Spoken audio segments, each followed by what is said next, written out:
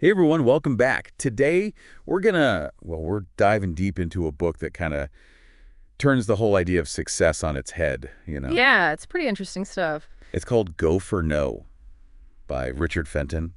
And basically it's saying that to really succeed, you got to embrace rejection. Right. And not just like accept it when it happens, but actually, you know, seek it out. I know it sounds a little crazy. Definitely counterintuitive. We're going to break it all down for you. Yeah. So, to get started, the book follows this salesman named what was his name? Eric Bratton. Eric Bratton, right? Yeah. He's kind of stuck in a rut. I mean, he's not doing great. Sales are down. Yeah, struggling. And then he meets this sales guru, right? Yeah, named Ray. Ray. And Ray gives him this wild advice. He's like, "Hey, Eric, you need to start actually looking for no's." Yeah, make it a goal. A goal to get rejected. I mean, that's the opposite of what we're usually taught, right? It is, and that's why it's so powerful, Think about it. Most of us are so scared of hearing no that, well, we kind of freeze up. Right, we don't even try. Exactly. We're so worried about failing that we don't take any risks.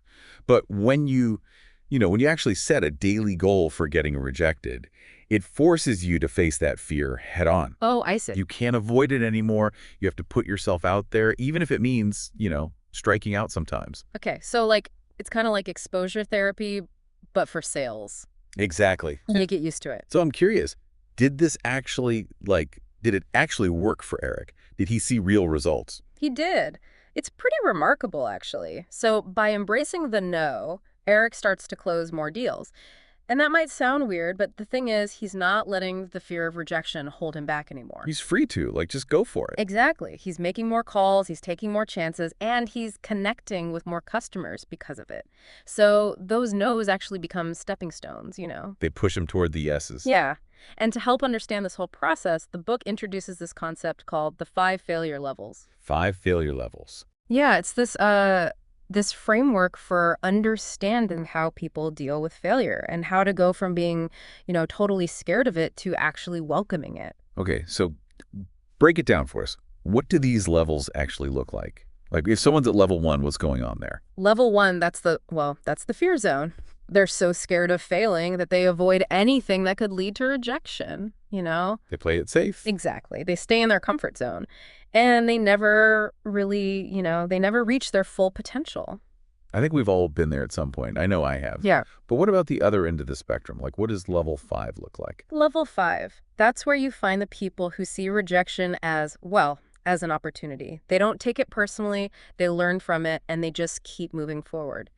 Think of entrepreneurs. Right. They launch multiple businesses knowing that some will be successful and some will fail. Right. But they're not stopped by setbacks. They see it all as part of the process. That's a totally different way of thinking about it. So in the book, Eric, he goes through this transformation. He goes from this salesman who's afraid of his own shadow to a top performer. But is it just about, hitting those sales targets? It's way more than that. By embracing rejection, Eric doesn't just find professional success, but he grows as a person, too. He becomes more resilient, more confident, more willing to take risks in all areas of life. So what's the takeaway here? What can our listeners, what can they take away from this? I'd say think about a recent no you've received. It could be anything. A job rejection, a failed pitch, or even just, a friend turning down an invite. Instead of letting it get you down, ask yourself, what can I learn from this? How can I use this experience to grow and get better? Turn that no into something positive. What if, and I love this idea, what if we stopped seeing rejection as a dead end and instead saw it as a redirection? Yeah, a chance to try a new approach. A chance to refine our strategy and get closer to our goals. Absolutely, because real growth rarely happens when we're comfortable. It's in those moments of no, in those challenges, that we have the chance to learn, adapt, and ultimately achieve something even bigger than we thought possible. So next time you hear no, don't let it shut you down. Embrace it, learn from it, and use it to push yourself forward. Because who knows, maybe that no is exactly what you need to unlock your full potential. You never know. And that's our deep dive for today. Thanks for listening. See ya next time. Come check us out at magicwandcompany.com.